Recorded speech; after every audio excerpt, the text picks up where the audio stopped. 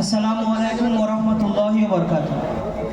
প্রথম কথা, আপনারা যে এখানে আপনাদের যে মাঝে ভিড় হয়ে আছে, এটা দেখে মন খুব খুশি হচ্ছে যে আপনাদের এই যে মুনাজ্জাম মক্তব আছে, দিনিয়ার মুনাজ্জাম মক্তব সারা মাস ধরে সারা বছর ধরে যে মেহনতটা চলছে বাচ্চাদের ওপরে, আপনাদের অর্থ বুদ্ধি শ্রম দিয়ে যে আপনারা মেহনতটা দিয়েছেন এতদিন ধরে, তার যে আজকের নিচড়, তার যে আজকে ফলাফল আপনারা যে সবাই দেখছেন মাসমাটাকে জমিয়ে, এবং দেখা যাচ্ছে যে পিছনে এখনো গার্জেন অনেকদেরকে জায়গা দেওয়া যাচ্ছে না, মানে এটাই হচ্ছে আজকের সাকসেস সব থেকে বড়।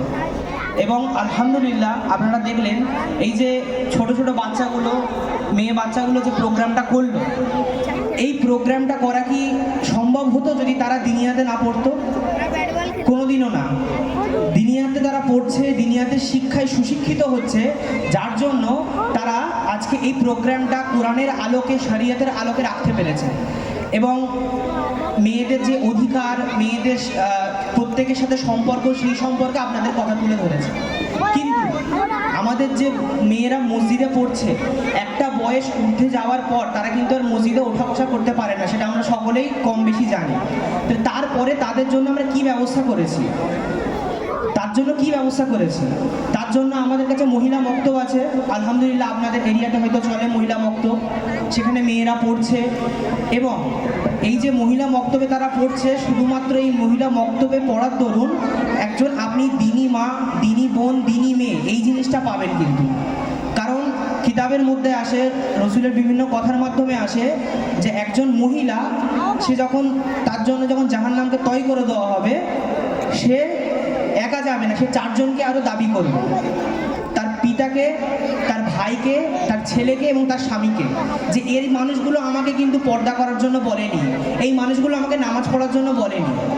এবং কিতাবের মধ্যে এটাও আসে যে তুমি নিজে জাহান্নাম থেকে বাঁচো এবং তোমার পরিবার পরিজনকেও জাহান্নাম থেকে বাঁচাও। তাই ভাই, এটা আমাদের প্রত্যেকের কর্তব্য যে আমি যদি পুরুষ হয়ে মক্তবে পড়ি, পুরুষ হয়ে বালেগান ব্যাচে পড়ি, জুম্মার নামাজ, ঈদের নামাজ, 5 ওয়াক্ত নামাজ মসজিদে আদায় করি, তাহলে সেই সুব্যবস্থা আমাকে আমার বাড়ির স্ত্রী, বাড়ির মেয়ে এবং বাড়ির বোনের জন্য অবশ্যই করে দেওয়া দরকার। দেখুন, শিক্ষার কিন্তু কোনো বয়স নেই। আমরা যদি পুরনো ইতিহাস, তারিখি কিতাব ঘেটে দেখি, অনেক এরকম মহিলা সাহাবী আছে যারা হয়তো অনেক বয়সে তারা ইসলাম ধর্ম গ্রহণ করেছেন এবং তারপরে শিক্ষা নিয়েছেন। ইকরা, এই যে কথাটা মানেই হচ্ছে শেখো, কিন্তু এই আয়াতে কোথাও লেখা নেই কোনো বয়সের সীমা। তাই আপনাদের এখানে যাদের মহিলা মক্তব চলছে, আপনারা যে সমস্ত বাচ্চারা পড়তে পড়তে হয়তো বয়সের জন্য মক্তব ছেড়ে দিয়েছে, আপনারা মহিলা মক্তবে পড়ান, তাদেরকে আবার ভর্তি করুন। এবং যারা এখনো পর্যন্ত পড়ার সুযোগ পায়নি, বিয়ে হয়ে গেছে কি বয়স বেশি হয়ে গেছে, আপনারা একদম ঘাবড়াবেন না, শেখার কোনো শেষ এবং বয়স হয় না। আপনারা আজকেই বা কালকে যখন হোক, আপনারা আপনাদের মসজিদের যিনি জিম্মেদার জাকির হাই সাহেব এবং সরফরাজ হাই সাহেব, এনাদের সাথে যোগাযোগ করুন এবং মহিলা মক্তবে আপনারা ভর্তি করুন।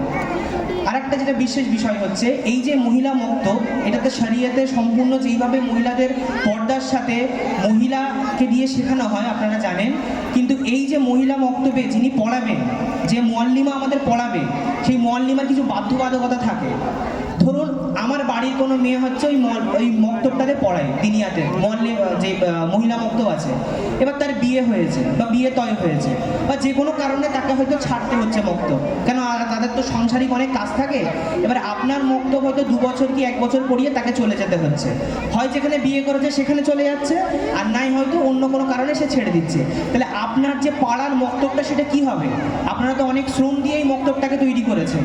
তাহলে সেই জন্য আমাদের ডিএমসি অর্থাৎ দিনিয়াত মুআল্লিমা কলেজ, সেইখানে শিক্ষিকা হওয়ার একটা সুব্যবস্থা করা আছে। এটা কাদের জন্য? সেই সমস্ত প্রত্যেক মহিলার জন্য যারা মাধ্যমিক, উচ্চ মাধ্যমিক, গ্র্যাজুয়েশন বা অর্থাৎ স্নাতক এই ধরনের পড়াশোনা থেকে যারা মেয়ে, যারা বাড়িতে বসে আছে বা দিনের জন্য খিদমত করতে ইচ্ছুক, বা আমাদের কর্তব্য যে প্রত্যেক বাচ্চা যেন দিন শিখুক, এই আমরা উৎসাহ নিয়ে আমরা আমাদের বাড়ির মেয়েকে, বাড়ির স্ত্রীকে আমরা এই দিনিয়াত মুআল্লিমা কলেজে ভর্তি করতে পারি। এটা আমাদের খালদারিতে অবস্থিত, আপনারা যোগাযোগ করতে পারেন। এইখানে যদি কোনো মহিলা পড়ে, সে প্রথম কথা হচ্ছে দিনের খিদমত, মানে বাচ্চাদের পড়াতে পারবে। এখানে কি কি শেখানো হয় সেটা আপনাদের জেনে রাখা দরকার।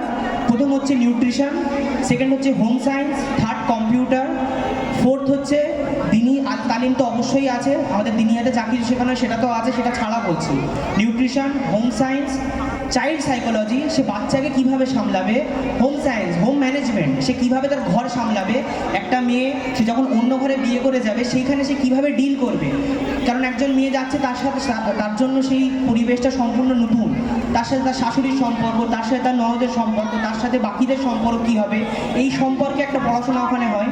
চাইল্ড সাইকোলজি, বাচ্চারা কিভাবে তাদের ব্রেন হিসেবে পড়াশোনা করবে, তাদের ব্যবহার, তাদের আচার ব্যবহার সমস্ত কিছুই দিনিয়াত মুআল্লিমা কলেজে শেখানো হয়। নিউট্রিশন, একটা মানুষ কি খেলে সুস্থভাবে বাঁচবে। আজকাল প্রায়শই দেখা যায় আমরা একদম অল্প অল্প বয়সে রোগের মধ্যে আক্রান্ত, সবটাই আমাদের খাওয়ার উল্টোপাল্টার জন্য হয়। এই নিউট্রিশনটা ওখানে শেখানো হয়। আর শেখানো হয় হেলথ ম্যানেজমেন্ট, আপনার সুগার, ব্লাড প্রেশার, এই যে তাৎক্ষণিক হঠাৎ করে আপ ডাউন হচ্ছে, এর জন্য একটা ছোটো মোটো ফার্স্ট এড কম বেশি প্রত্যেক মানুষকে জেনে রাখা দরকার। তো এই সমস্ত বিষয়গুলো এবং দিনের ইলম তো অবশ্যই, সমস্ত কিছু দিনিয়াত মুআল্লিমা কলেজে শেখানো হয়। তাই ভাই, আমরা চেষ্টা করি আমাদের পাড়ার প্রত্যেক মহিলাকে এই দিনিয়াত মুআল্লিমা কলেজে ভর্তি করাবো, কারণ যদি আমার পাড়ার মেয়ে যদি ওই এলাকায় ওখানে যদি পড়ে, তাহলে আমাদের এলাকার মেয়ে আমাদের এলাকাতেই পড়াতে পারবে, তাতে সুবিধা আমাদেরই।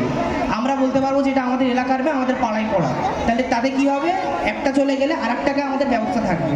তাই আমরা সবাই চেষ্টা করবো যেন আমাদের প্রত্যেক পাড়ার মহিলাকে, এলাকার প্রত্যেক মেয়েকে আমরা যেন এই দিনিয়াত মুআল্লিমা কলেজে ভর্তি করতে পারি, এবং এর জন্য আমরা আমাদের বেড়িয়া বড় মসজিদ যে জিম্মেদাররা আছে তাদের সাথে আমরা যোগাযোগ করব। সবাই আমরা ইনশাআল্লাহ নিয়ত করছি, ইনশাআল্লাহ আমরা যেন আমাদের সবাইকে কবুল করব।